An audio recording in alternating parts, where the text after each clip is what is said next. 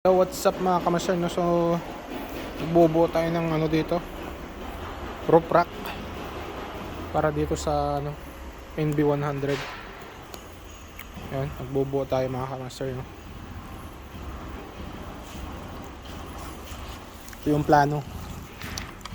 Tapos tayo yung ano, mason. Yan. Tapos dito. Yan.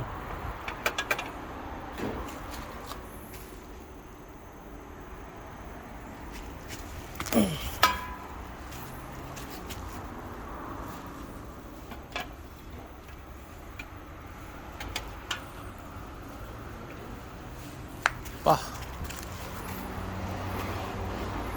So ano to mga kamaster, no, roof rack to para sa taas ng sasakyan, para ano, lagayan ng ano, ng damit. Pag nag-away kayo ng asawa mo, pwede mong dalhin yung kama mo dito. Pwede mong ilagay lahat.